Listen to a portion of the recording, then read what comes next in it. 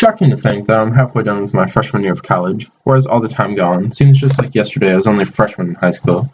It's funny to think both started out in the same way, new to the school and didn't know anyone. But as time went by, you make new friends and meet new people. Could be described as deja vu. One thing you learn about in college is your identity.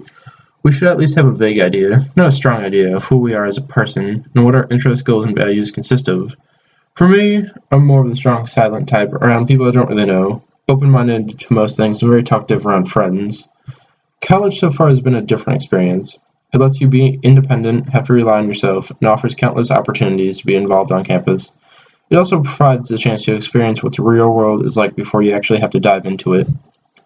One may ask how you have learned such things. Just from past experiences and over time, you seem to figure out who you really are as a person, what defines you and what can be attributed to you.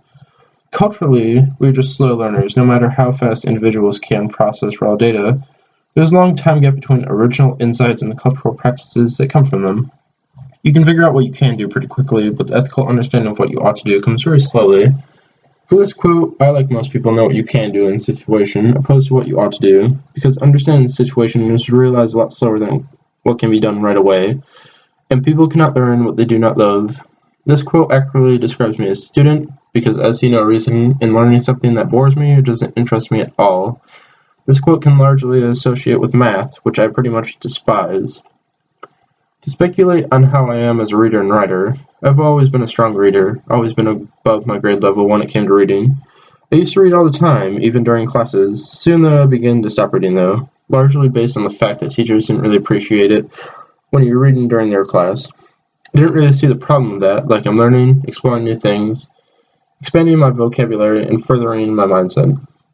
But that didn't really matter to them. You had to learn what they taught, what they wanted you to know, what they thought you should know.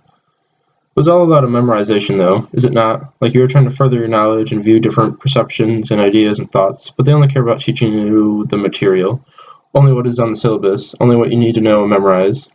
That's the problem nowadays. One can't learn new things different from what is being taught because they get criticized for it, and are being told not to do that.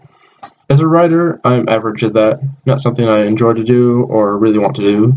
Like many other students, like why am I having to write a 3 to 5 page paper on some subject matter that I care nothing about? It's a struggle to say the least, because like most of the time you put off until the last minute, then stay up all night typing it out and worrying if you'll get it done on time. I've learned this from past experiences and further experience to come. College is quite the journey. You make new friends and lose old ones, further develop your identity and goals, learn and experience new things, and realize your true potential in life.